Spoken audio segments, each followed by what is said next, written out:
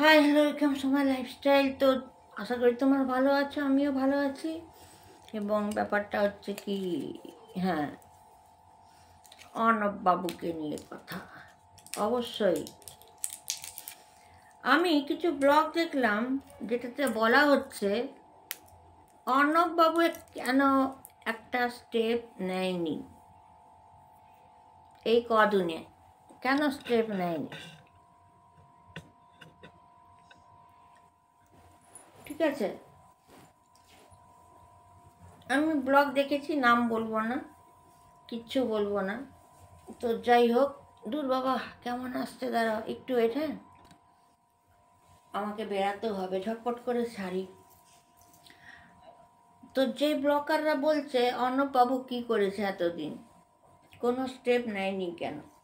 এবার আমি যদি বলি, যারা ব্লকাররা তোমরা বলছো, নিশ্চয়ই তোমরা তাহলে প্রথম থেকে ইনভলভ আছো। তো বৃষ্টি প্রীতমের ব্লক, অপরাজিতা ব্লকে তোমরা আছো, তোমরা কেন চেষ্টা করনি?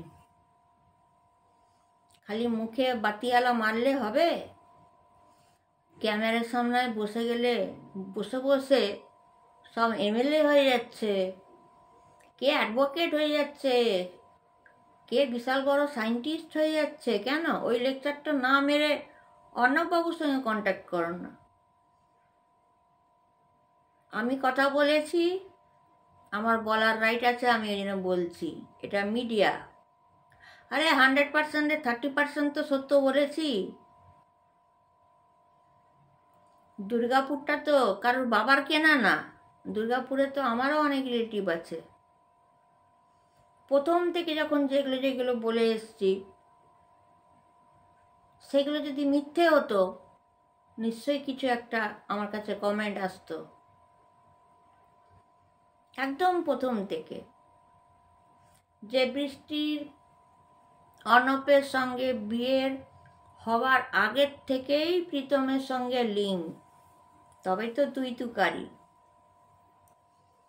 কেন কি বৌদিকে কেউ তুই করে কথা বলে না, বৌদিকে হয় তুমি বলবে বা আপনি বলবে,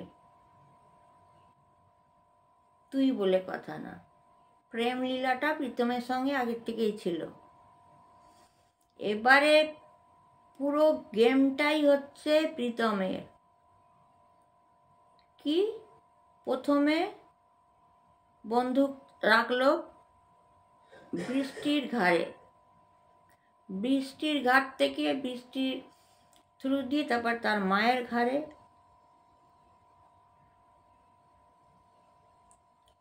কি প্ল্যানিং, কিছু তো একটা ব্যাপার আছে। এই প্ল্যানিংটা প্রীতম কী করে করেছে সব বলবো, সব বলবো।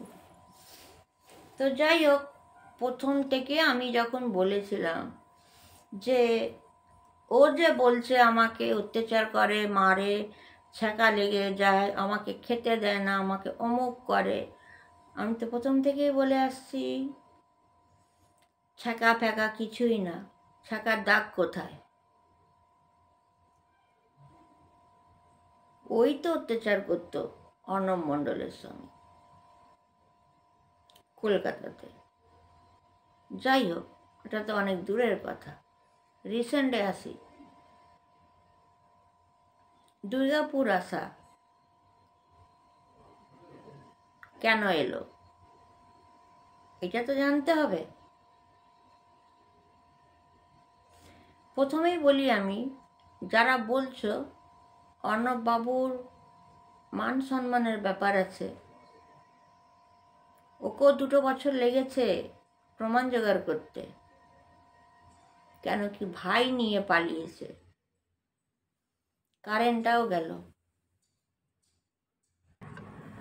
যাই হোক, কারেন্টটা চলে গেল, আমাকে আবার এখানে আসতে হলো। কেনই বা বন্ধ করব? তো অর্ণববাবু অনেক চেষ্টা করেছে। অর্ণববাবু ওর বাড়িতে লোক পাঠিয়েছিল, প্রীতম ভাগিয়ে দিয়েছে শিলিগুড়ির থেকে।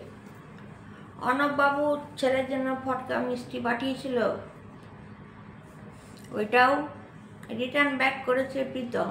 প্রীতম তোকে বন্দি করে রাখতো। গেমটা প্রীতম ভালো করেছে, ভালো, হেড সফট। অর্ণববাবু মিউচুয়াল করতেও বলেছিল, ওরা রাজি হয়নি, পরপর বলে যাচ্ছি। অর্ণববাবুর যত টাকা গেছে কোনো হিসাব দিতে পারেনি, ঠিক আছে। অর্ণববাবু যখন নিজের বউকে কলও করেছে পার্সোনাল ফোন থেকে, তার আগেই প্রীতম ওই সিমটাই ভেঙে দিয়েছে। প্রীতম ভাবছে আমি তো টিউশন পড়াই, তারপর যদি বরের সঙ্গে কথা বলে। কথাগুলো ভালো করে মাইন্ডে নিই। এমনকি প্রীতম অনেকবার মার্কেটেও গেছে বৃষ্টিকে তালা লক করে, আর নাটক করে কি বলেছিল, ঘুমাচ্ছে ঘুমাক, কেউ যেন ডিস্টার্ব না করে, ওই জন্য তালাটা মেরে যাচ্ছি। পয়েন্টে পয়েন্টে ধরুন। এখানে কোথায় আপনারা অর্ণব মণ্ডলের ভুলটা দেখছেন? আপনারাও করুন কিছু। অর্ণব মণ্ডল নিজের শাশুড়ি মাকে কল করে বলে প্রথমে যে কি হয়েছে বৃষ্টি, ওই ক্যান্সার ম্যান্সার হ্যানা এইসব বলে দেয়, ঠিক আছে। আবার বলে আমি আছি, আমরা সাপোর্ট করব। বেশ ভালো। অর্ণব কার আশায় থাকবে? শ্বশুর শাশুড়ি আশায় থাকবে তো, ভালো কথা। সেকেন্ড টাইম যখন অর্ণববাবু নিজের শাশুড়ি মাকে ফোন করে বলে একটু বৃষ্টিকে দিন না, কথা বলবো, তখন উত্তরে আসে ওর তো ক্যান্সার, ওর ডান চোখ দিয়ে রক্ত পড়ছে, ডক্টর না কানে ফোন নিয়ে কথা বলতে মানা করছে। কথাগুলো ভালো করে শুনুন, ঠিক আছে। কানে দিতে হবে না, একটা স্পিকার অন করে তো নিজের স্বামীর সঙ্গে কথা বলাবে। ধিৎকার এরকম বাবা মায়ের। তারপরে তো অনেক কিছু আছে যেটা আমার বলে তো একদমই লাভ নেই, নিজেকে আমার লজ্জা লাগে, ঠিক আছে। আর এখন মিউচুয়াল ডিভোর্স তো হবেই না, আমি একটু বেরাবো, আমাকে এখানে কাটতে হচ্ছে, পরে পুরো লং ভিডিওটা বলছি, পাশে থেকো।